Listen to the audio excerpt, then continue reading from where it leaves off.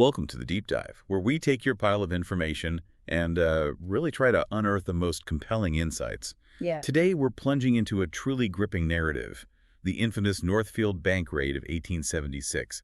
You've shared an incredible stack of first-hand accounts from the outlaws themselves, the brave citizens they encountered. Yeah, it's a raw, immediate look at a pivotal moment in American history, told directly through the eyes of those who lived it. Our mission today is really to unpack these perspectives, understand the often conflicting motivations, and see just how a meticulously planned crime could, well, unravel in the most unexpected ways. What truly emerges from these sources is how this single event didn't just impact lives, it dramatically altered the entire landscape of outlawry in the West. Okay, so to really grasp the motivations behind this infamous raid, we need to first step into the world of the James Younger gang. Understand what ultimately led them to this quiet Minnesota town. Then we'll dive into the raid itself, experiencing those fatal minutes from, both sides of the gun. And finally, we'll follow the dramatic aftermath and the lasting legacies left by that fateful day. Our sources immediately throw us into the, rough and tumble world of the gang, particularly through the eyes of Bill Chadwell. He uses plenty of colorful language to describe his associates Jesse Dingus James, Frank Buck James, Cole Bud Younger. He makes it pretty clear that names don't mean much when you're an outlaw. Indeed, and these aren't just names, they're reputations forged in the crucible of the Civil War. A lot of these men were former bushwhackers, Confederate guerrillas, really, operating outside traditional military lines, and they were carrying the war's grudges north. Which, it really begs the question, what exactly were they after beyond just the money? Well, their previous big score was the Missouri Pacific train robbery at Rocky Cut. Frank's meticulous planning led them to this gash in the railroad where trains had to slow down. They captured a night watchman, piled up railroad ties, and then as the train stopped, bam, they just filled the night sky with leaden cusses, firing six-shooters, letting out those rebel yells. But amidst all that chaos, something really unexpected happened, something that shook even these hardened men. What was it? It's a really haunting detail, isn't it? There was a scared preacher on the train, and he started leading passengers in hymns like Lock of Ages, Cleft for Me, and the sheer contrast, between their violence and those hymns, it spooked even guys like Bill Chadwell. He admitted he shivered and was spooked by that God-blasted singing. Oh. Yeah. It suggests a surprising vulnerability, maybe a chink in their armor that will definitely play out later in Northfield. That's fascinating. Makes you wonder how deep that spooked feeling went, or if it was just a temporary thing they shook off. So what did this all mean for their next target, Northfield? According to Chadwell, Minnesota was his idea. He saw it as a bona fide Yankee money target, rich from black earth farmers and wealthy mills. Oh. But there was also this deeply personal vendetta behind it, targeting Governor Ames, that black-hearted bastard who ruined Mississippi. Right. And this really highlights the deep-seated post-Civil War animosity. Adelbert Ames, he was a Union general and a Reconstruction governor, and he became the symbol of everything many Southerners despised. So the gang saw stealing from Yankee banks as this kind of, twisted form of justice. And it was fueled by Chadwell's claims of cowardly city folks and dumb farmers. And we learned they meticulously scouted several towns across Minnesota, Mankato, Albert Lea, St. Paul, before settling on Northfield. Each place had its own challenges, it seems. But Northfield looked like it promised that bona fide Yankee money Chadwell was so focused on. What were the internal dynamics like during this scouting phase? Was everyone on board? Oh, definitely not. There was significant tension. Jesse apparently was like a catfish to stink bait for the Minnesota plan, just absolutely eager. But Cole Younger was scornful. He even sent a telegram to his brother Jim saying, "Come home, stop. Bob needs you, stop." Trying to pull him back. Wow. Yeah, it really shows that even within a notorious gang like this, there were different opinions, maybe even some moral lines being drawn, however faint. Ultimately, though, the capture of Hobbs Kerry after that Rocky Cut robbery and the whole damned ticklish situation back in Missouri that finally pushed them north, despite Cole's lingering doubts. Gotcha. And their attempt to rob the First National Bank in Mankato, that quickly went south. Jim Younger, who was already in his cups, he recalls how Frank thought the teller suspicioned him. Plus, the bank windows were boarded up, making it feel like a death trap. Jesse apparently scoffed. Nobody could see in, but Frank shot back. We couldn't see out either. Right. So the gang, increasingly tense, frustrated, they just decided to move on, find another target. So while the outlaws are regrouping and planning their next move, what was Northfield actually like? Adelbert Ames, one of its prominent citizens, the same Ames they were targeting, he describes it as a hallowed community, a piece of heaven on earth, founded on principles like abolition, women's suffrage, temperance. Yeah, it provides such a stark contrast to the Outlaws world, doesn't it? Northfield was a genuinely prospering town. It was a center for business and education. You had busy mills, colleges, a really strong sense of community. Ames himself, despite being reviled down south, he really represented those Union ideals that shaped these northern towns. It was a place built on industry, civic pride, just very different. And it's truly intriguing how several Northfield residents actually encountered members of the gang before the raid without having any idea who they were dealing with. Like, take Joe Brown, a farmer. He met Ben Wood, who was really Frank James, and Preacher Wood, Jesse James. They claimed to be timbermen from Tennessee. They even used Bible verses, offered hospitality. Right, this is where you see the Outlaws' disguises and, frankly, their charm put on display. But it's also where the subtle clues start to emerge. Joe Brown noticed their fancy rigs and good clothes, thinking they looked out of place in lonesome country. He was suspicious of their southern accents, too. And then the gang's inquiries about banks in Mankato and Northfield disguise as interest in timberland. That's pretty revealing. Preacher Wood even joked to Joe Brown that he might have to start your own savings and loan if they stayed longer. Then there's Molly Ellsworth, a madam in Minneapolis. She recognized Jesse James from a past encounter back in St. Louis, and later she spotted Frank James, disguised as W.G. Huddleston and John Wood. She heard rumors about these flashy men in dusters carrying so much iron it frightened people, guys taking off their gun belts at card games. Molly's perspective is just invaluable here. Because of her experience, her sharp instincts, she saw right through their charades, her fear of Jesse, but her determination not to show it. That really brings her character to life. And that detail about Jesse leaving an envelope for his wife, to be mailed only if he's dead, so aren't sure. Yeah. It offers this rare glimpse into his private fears, doesn't it? It really does. What do you make of that? Jesse James, this notorious outlaw, expressing that kind of fear, that vulnerability, the side we rarely think about. It absolutely complicates the popular image, doesn't it? The fearless, sort of one-dimensional villain. It suggests that even for someone so hardened, there was a private emotional life, anxieties lurking beneath the surface. It shows the human cost, maybe, even of being an outlaw. Yeah, good point. Then over in Mavilia, you have Colonel Thomas Vaught. He's a hotelier, a former Union officer. He hosted J.C. King, Cole Younger, and Jack Ladd, Charlie Pitts. They pretended to be farmers looking for land, and they got into these philosophical debates about the Bible and the war. Cole Younger quoting Psalms and Samuel for love, Vaught countering with Samuel on war. It's fascinating, that intellectual sparring. Cole Younger, despite being an outlaw, is portrayed as someone who could hold his own in these nuanced discussions, far from the stereotype of just a brute. Colonel Vaught, he was initially just amused, but his suspicion only kicked in after the raid when he recognized the farmers as the fiends described in the newspapers. It really underscores the subtle but strong sense of community and observation in these so-called peaceable city folk. They weren't naive, they were paying attention. Okay, so fast forward to September 7th, 1876. The gang rides into Northfield. Jim Younger notes this ominous undertaker's ad for coffins in the newspaper he picked up. Frank and Jesse, apparently too, in their cups, they overlooked this crucial detail. The bank had installed a new Yale chronometer vault that Stiles, their scout, had reported on earlier. They just missed it or forgot. Yeah, a huge oversight. The plan is set. Bob Younger, Charlie Pitts, Frank James go inside. Cole Younger and Clell Miller act as lookouts. Jim Younger, Jesse James, and Bill Stiles are positioned for retreat cover. And Cole emphasizes, nobody gets hurt. Whatever happens, we don't shoot anybody if we can help it. Which just highlights the desperate gamble they were taking, especially with their judgment clearly impaired by drink. That whole easy money fantasy is evaporating fast. And that detail about the Yale chronometer vault, it's so crucial. It dramatically foreshadows the technical problems they're about to run into inside the bank.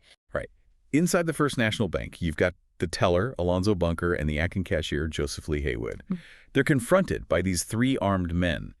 The outlaws boast they have 40 men outside trying to intimidate them. But what stands out immediately is the courage of these bank employees. Heywood, he was a Civil War veteran himself, and he famously refuses to open the safe. He later told his friend Alonzo Bunker he would not have had him do otherwise. Just incredible bravery. Absolutely. And this act of defiance, which ultimately leads to his murder, the sources say the Indian-looking one, likely Frank James, shot him in the head. It instantly transforms him into a local hero, and it sparks the town's fierce resistance. His defiance is just Yeah, truly powerful. And outside, almost immediately, chaos erupts. Ansel Manning, a hardware store owner, he initially mistakes the gunshots for maybe a thespian group performing nearby. But then he hears J.S. Allen shout, "Robbery!" And he quickly realizes what's happening. He grabs a rifle, grabs ammo, and steps out over stunned protests from people inside his store. Manning's actions are absolutely pivotal. He embodies that Northfield grit we talked about. His decision to shoot one of the gang's horses, the one tied up in front of the Scripper building, and then Frank James screaming, "Kill that white-livered son of a bitch," that immediately escalates the fight beyond the bank walls. Yeah. The town isn't just reacting anymore, it's actively fighting back. And the town rallies incredibly quickly. We hear accounts of men and boys of our town hurling stones at the men on horseback. A shotgun roared, rifle fire from across the street. John Olison, shooting from an upstairs window, manages to hit Chloe Miller, knocking him right off his horse. Elias Stacy, described as a fine boy of strong Canadian stock, runs forward and blasts Frank James in the face with a fowling piece like a bird-hunting shotgun. Frank cries out, "Cole, I'm hit, Cole, I'm hit." This is the absolute turning point. The Outlaws, who were used to easy targets, maybe intimidating people into submission, they are just shocked by Northfield's unified, fierce resistance. These peaceable city folk prove to be anything but yellow-bellied. The gang's communication completely breaks down. You hear calls like, "For God's sake, boys, hurry up, they're shooting us all to pieces." Wow. Cole Younger, just shocked by the resistance, would later confess, chillingly, to shooting an unarmed Swedish immigrant, Nicholas Gustafsson, who was caught in the crossfire outside, saying he did it for no reason other than he wouldn't listen when told to get away. It really highlights the frenzy and desperation. God, that's brutal. And the retreat just becomes a rout. Charlie Pitts shoots Alonzo Bunker, the teller, in the back, but Bunker somehow manages to escape. Bill Stiles is killed. Chloe Miller and Charlie Pitts are severely wounded. Jim Younger gets shot in the shoulder, his trousers torn by shotgun pellets. Cole Younger, seeing the carnage unfold, just lets out a damned oath as he realizes it went to hell in a hurry. And in their desperation, they don't even cut the telegraph wires. No. A massive tactical error. The contrast with their earlier confidence, their planning, it's just stark. What they thought would be an easy vacation, as some sources put it, becomes this desperate fight for survival. Cole Younger noted there were 5 horses and 6 men riding off, with Bob Younger almost slipping off his horse from his wounds. Those 7 minutes, maybe less, inside and outside the bank, they changed everything. They sealed the gang's fate. And with those telegraph wires still intact, news of the Northfield raid just spreads like wildfire across Minnesota. Posses form almost immediately. Sheriff James Glispin of Waterone County, he was initially skeptical the gang was still even in Minnesota, but he soon finds himself leading this relentless chase. Yeah, this is where the long arm of the law, really amplified by public outrage, comes into play. The outlaws, they're battered, they're wounded, they find themselves in totally unfamiliar territory, and they're being pursued by these determined Yankee citizens, some of whom, as one source mentions, had seen enough killing in the war, but knew their duty now was to defend their homes. The gang's retreat is just desperate. They're stealing horses, they kidnap local farmers like Thomas Jefferson Dunning to use as guides. They're trying to navigate this difficult Minnesota terrain, swamp-soaked by rain. And Jim Younger, he pointed out accurately, "We keep kidnapping little kids and stealing horses. We'll be leaving a trail any fool can follow." Right. And the internal arguments just intensify, especially around the fate of Jeff Dunning, that farmer they kidnapped. Frank James argues for killing him to ensure silence. He says, "He don't tell nobody nothing if we bury the son of a bitch." Pretty cold. Yeah. But Cole and Bob Younger, despite their wounds, despite their desperation, they argue for mercy. They seem to believe Dunning will keep his trap shut. Which raises that really interesting question again. What does this moment of, well, unexpected compassion tell us about their character even then? That is a powerful question. It definitely complicates the simple evil outlaw narrative, doesn't it? Does it suggest they still had some kind of code, however warped? Or was it just practical? Maybe killing him would slow them down. It was likely a mix, I think. Practicality certainly played a role. They were wounded. They needed to move fast. But the sources do hint at this deeper, almost moral line some of them still clung to, however tenuous it was by then. And this internal strain just gets amplified when Dr. Sidney Mosher, a physician from Sioux City, Iowa, is kidnapped by Jesse and Frank James, who had split off from the Youngers by this point. Mosher discovers their true identities. They were using aliases Mr. Huddleston and Mr. Woodson only when he tells them the news that the Youngers have been captured. Jesse just calls him a damned liar at first. He can't believe it. Mosher's perspective is so unique, isn't it? Witnessing the notorious James brothers that close up, in that state, and the reaction to the news about the younger Jesse's pure rage, Frank's disgust at the thought of them facing a rope, it really reveals the complex bond within the gang, even after they split up. And then Jesse changes the subject almost abruptly, asking Mosher if he was too yellow to serve in the war. Exactly. It's such a raw display of emotion and then this immediate deflection. Jesse's question to Mosher just shows how deeply ingrained that Civil War background remained in their psyche. It was the lens through which they judged everyone, even in that moment of absolute crisis. So the chase finally culminates at a place called Hanska Slough. Sheriff Glispin and Captain William Wallace Murphy are leading the charge. The remaining outlaws, the Youngers and Charlie Pitts, they're described as tired, exhausted, limping badly. Glispin noted that Doc Overholt, who joined the chase, managed to shoot and snap the cane Cole Younger was using for support, spilling him to the ground. This is it, the final stand. Cole Younger, even severely wounded, he defiantly cries out, "I'll fight your two best men at the same time. I can lick all you sons of bitches." Just pure defiance. Incredible. But then Bob Younger, shot badly in the chest, he surrenders, waving a white handkerchief. Charlie Pitts fights on and is killed. And finally, Cole, Jim, and Bob Younger are captured. And even in capture, Cole Younger stays defiant. He greets Colonel Vaught, the hotelier from Madelia, with this stark, "Hello, landlord," a chilling reminder of their earlier, unsuspecting conversation. Vaught, apparently holding his broken pipe with the bent lead bullet that had lodged in his shell bill during the fight, just acknowledges he knew him as J.C. King. Yeah, the irony of their previous intellectual sparring just hangs heavy in the air at that moment. It's quite a scene. So the captured Youngers face trial. They end up pleading guilty to first-degree murder, which secures them life imprisonment, but avoids the death sentence, avoids hanging. Cole Younger, though, always denied that the gang killed Nicholas Gustafson, that Swedish immigrant bystander. He claimed the townspeople's chaotic firing was responsible. Right. This plea bargain saved their lives, but meant decades in Stillwater prison. Cole Younger apparently told Sheriff Glispin, "Northfield was our first go at it," meaning their first attempt at bank robbery as a profession, despite other reports. It marked a definitive end to their outlaw careers, at least in Minnesota, but the consequences, of course, would stretch far beyond that courtroom. And the sources paint a really grim picture of their prison lives. Bob Younger dies in 1889 of consumption tuberculosis, basically, and he was constantly asking for forgiveness near the end. Jim Younger, suffering terribly from that mouth wound he got during the escape, he struggled emotionally. He eventually took his own life in 1902, reportedly saying, "I'm a ghost, but now I'm nothing." Just heartbreaking. Their stories are truly tragic. Jim's inability to find no level place to be, his unfulfilled love for a newspaper reporter he met, compounded by his parole restrictions. It just illustrates the profound human cost of the choices they made. Cole Younger remembered Bob's last words were something like, "I think when I die, maybe my soul will rest a while on that hillside." Just this somber hope for peace after everything. And Cole Younger himself, the last surviving member of the captured trio, he's conditionally pardoned in 1903 after 25 long years. And he reflects later, saying, "There is no heroism in outlawry. The fate of each outlaw in his turn should be an everlasting lesson to the young of the land." Yeah, Cole's words carry immense weight, don't they? Coming from a man who lived that life and paid such a heavy price, his journey from that raw defiance at Hanska Slough to this somber reflection, it offers a powerful, if painful, lesson. He'd later state he wished he'd never laid eyes on that town called Northfield. Just pure regret. And what about the James brothers, the ones who escaped Northfield? Jesse, of course, is famously killed by Bob Ford in 1882, shot in the back. Frank James, he eventually surrenders. He gets acquitted in 2 trials, one in Missouri, one in Alabama, and he lives out his days quietly at home, never speaking of his outlaw past.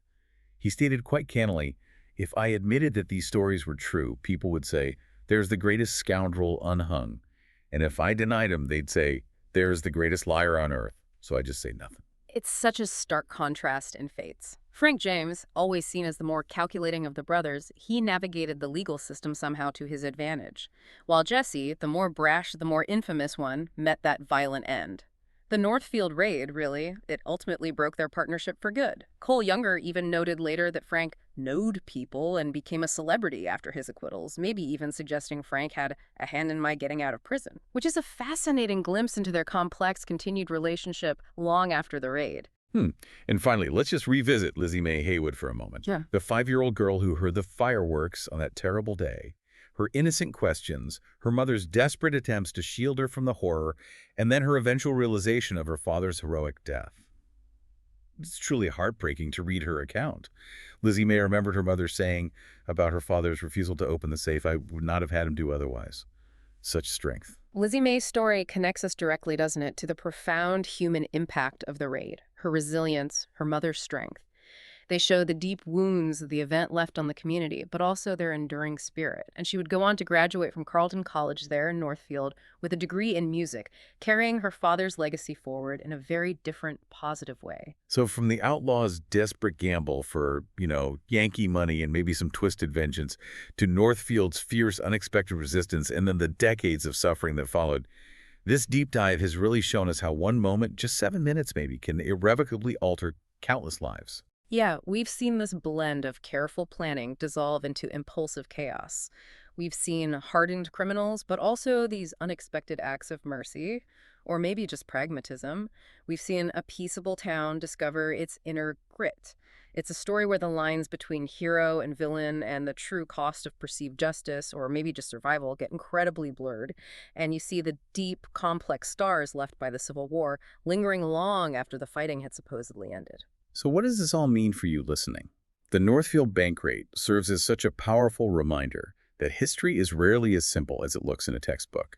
It's a complex tapestry woven from individual choices, unforeseen circumstances, and the enduring, sometimes surprising human spirit. And this whole story really makes you wonder, how often do we underestimate the quiet fortitude of ordinary people, or maybe misinterpret the desperation of those who break the law, only to be completely surprised by the true depth of human nature when push really comes to shove?